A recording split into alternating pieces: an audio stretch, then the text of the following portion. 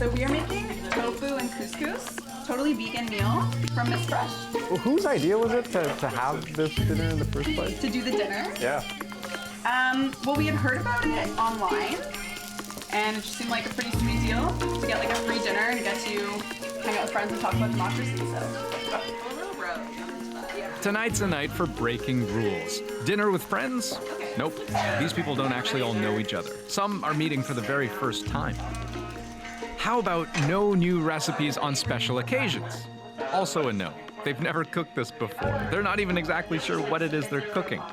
I thought it was an amazing idea, and I was really excited to come. Especially with the election coming up, there's a few issues that are important to me, but I always love to meet people outside of my regular circles and kind of hear about what matters to other voters. I guess they say that you're not supposed to talk about politics at dinner, but that's exactly what we're doing. So. Okay, so we have our little conversation cards. Do you vote? Why or why not? Yes. I definitely do vote. I think it's important to remember that I think a lot of times people can get bogged down and think that their one single vote can't make a difference. But if you think of if everybody did that, then nothing would happen. It's in our everyday lives, so it is so important that we all choose to vote and find that our vote is important, because it is. Every single one matters, so yeah, definitely vote.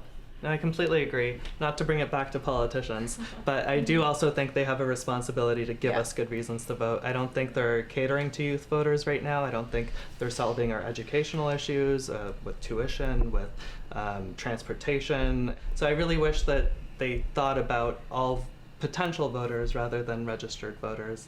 It was interesting. For just about the entire time we were there, the conversation was very political, but very rarely partisan. No one here seems interested in sniping at any particular leader. I personally don't feel like connected to any one specific representative or leader. Like, the way I'm trying to figure out who I'm going to vote for is based on what they want to do. It doesn't really have much to do with the actual leader. Yeah, I agree with that. Especially this year, there's so many different things going on. It's hard to resonate with one particular party. What are the issues that you guys think are your number one issues, the ones that are most important this election? I think I'm very interested in the economy and just where the job market is going, I think. I think too, especially now, is we've transitioned from students to adults, and you see your paychecks and how much are going towards taxes. It also makes you reflect more because you see that coming off of your income, so you want to make sure it's going somewhere that you care about. Yeah, and like all of us living in Toronto, this is like the most expensive housing market in the country. Like I think it surpassed Vancouver recently. So like on the lens of like economy and like taxes and everything, like this is now hitting us a lot more. So why is it that you don't think more young people are engaged or get interested in or follow or discuss or debate? I think like people don't always connect these issues to government or to politics. Like people view it as something almost separate when it's like actually almost everything we do from the moment we wake up to when we go to bed. There's higher levels of mistrust in politics now than there have been in the past, just because there's so many different ways to consume information now that it's really hard for a lot of people to be able to read something and evaluate its credentials.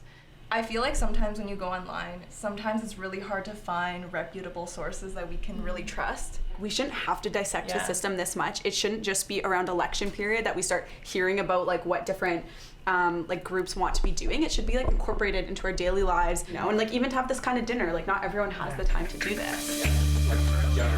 Turns out they have a lot to say once they get going, and the hope is, after a night like this, these conversations start to feel a little less daunting. To democracy. After all, if you can have these sorts of talks with strangers, then why not with friends?